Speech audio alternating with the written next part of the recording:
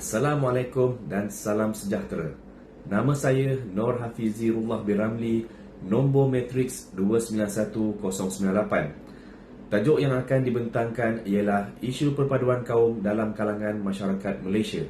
Negara Malaysia tidak asing lagi dengan gelaran Masyarakat Majmuk berteraskan nilai-nilai perpaduan di mata dunia. Perpaduan boleh didefinisikan sebagai satu proses yang menyatupadukan masyarakat daripada latar belakang yang berbeza bersama-sama bersatu dengan harapan untuk mewujudkan satu identiti dan nilai bersama demi pembinaan negara bangsa Malaysia yang harmoni. Tambahan pula, semasa pembentukan Tanah Melayu, penjajah British mewujudkan perpecahan dalam kalangan rakyat. Ini boleh dilihat melalui pengasingan yang berlaku mengikut kaum melalui pelaksanaan dasar pecah perintah. Akibatnya, banyak penderitaan dan konflik berlaku antara kaum. Namun, di bawah pimpinan Tunku Abdul Rahman yang berusaha bersatu padu memecahkan taklukan penjajah dan berjaya menuntut kemerdekaan melalui penilaian yang telah wujud sejak kemerdekaan. Ini boleh dilihat melalui kesan positif kepada aspek pendidikan, sukan dan aspek kehidupan sosial. Antaranya, melalui keterbukaan Malaysia dalam bidang pendidikan yang banyak menyumbang ke arah perpaduan kaum, di mana sekolah vernacular di Malaysia terbuka kepada semua kaum mengikut bahasa ibunda mereka. Contohnya, wujud sekolah kebangsaan, sekolah jenis kebangsaan Cina dan sekolah jenis kebangsaan Tamil yang diajar dalam bahasa ibunda mereka. Selain itu, sukan merupakan salah satu cara mempamerkan pencapaian Malaysia sebagai sebuah negara yang berjaya memperoleh kejayaan daripada pelbagai kaum dalam sukan yang berbeza. Contohnya, beberapa atlet terbaik dunia adalah dari Malaysia, termasuk pemain badminton nombor 1 dunia Datuk Lee Chong Wei, Datuk Muhammad Azizul Hasni Awang, pelumba basikal track profesional dengan gelarannya The Pocket Rocketman, dan Datuk R. Arumugam, pemain bola sepak legenda dikenali sebagai Spiderman. Akhir sekali, tahap perpaduan di Malaysia boleh dinilai dengan melihat cara mereka menyambut Hari Kemerdekaan setiap tahun. Tujuan sambutan Hari Kemerdekaan untuk menggalakkan perpaduan dalam kalangan rakyat Malaysia yang berbilang kaum.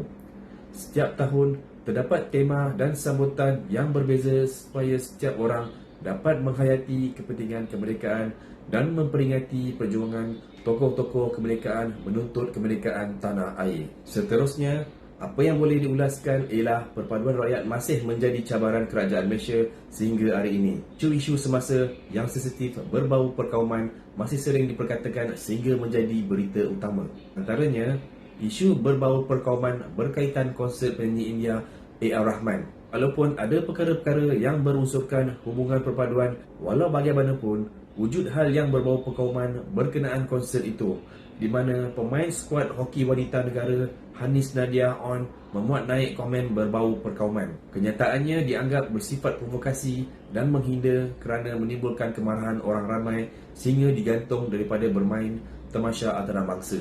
Seterusnya, isu berbau perkauman menerusi media sosial bekas pemain badminton pelapis negara Bong Guan Yi. Dia memuat naik video yang mendakwa Persatuan Badminton Malaysia BAM tidak menunjukkan kemajuan prestasi yang baik kerana didominasi oleh orang Melayu yang malas dan berat sebelah. Ini telah mengundang kemarahan masyarakat Melayu yang menyatakan bahawa sebarang kritikan terhadap Persatuan BAM tidak sepatutnya melibatkan isu perkauman atau pertikaian agama. Selain itu, isu diskriminasi pelajar yang didakwa berlaku di sebuah sekolah di Johor. Ini berhubung dengan penganjuran bengkel persediaan SPM oleh SMK Infant Jesus Convent di Johor berkenaan dakwaan diskriminasi yang mengecualikan pelajar bukan Islam daripada terlibat dengan bengkel persediaan SPM, di mana pada mulanya hanya pelajar Melayu sahaja terlibat dalam bengkel persediaan itu sehingga menyebabkan pelajar bukan Islam berasa didiskriminasikan.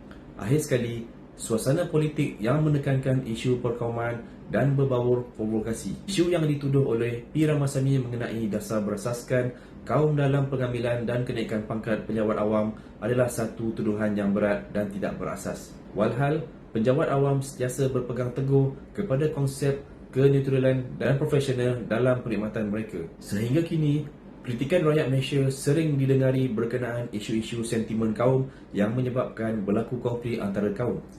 Antaranya, perkauman dalam parti politik yang sering disalahgunakan oleh ahli politik demi kepentingan mereka. Lebih-lebih lagi semasa pilihan raya berlangsung, Isu rakyat dan isu perkauman yang sering dibangkitkan sehingga hari ini masih wujud politik perkauman. Seterusnya, masalah perkauman dalam kalangan pelajar di sekolah-sekolah. Wujud isu perpaduan dalam kalangan pelajar sekolah seperti diskriminasi dan perkauman. Akhir sekali, propaganda kaum di media sosial merupakan salah satu punca berlakunya perpecahan kaum. Terdapat pelbagai cadangan yang boleh diguna pakai bagi menjaga hubungan antara kaum agar pembangunan negara bangsa sentiasa keadaan aman dan harmoni. Pertama, sentiasa mengutamakan kestabilan politik untuk kesejahteraan rakyat dan keharmonian negara. Setiap parti politik perlu mementingkan perpaduan kaum dalam kalangan masyarakat dan tidak menggunakan sentimen perkauman. Kedua, menerapkan nilai perpaduan di sekolah. Sekolah merupakan tempat yang bagus untuk belajar dan mewujudkan perpaduan dalam kalangan pelajar. Ini boleh membantu mereka menjalin silaturahim dan persefahaman antara satu sama lain. Akhir sekali, menggunakan media sosial secara berhemah, di mana pengguna mestilah mengelakkan memuat naik komen atau penghapusan yang berbau provokasi perkauman sehingga menimbulkan kemarahan kaum lain. Perpaduan penting untuk mengekalkan imej Malaysia sebagai sebuah negara berbilang kaum. Berikut adalah beberapa contoh bagaimana Malaysia memandang serius dalam memastikan perpaduan negara terjamin. Antaranya, penubuhan semula Kementerian Perpaduan Negara.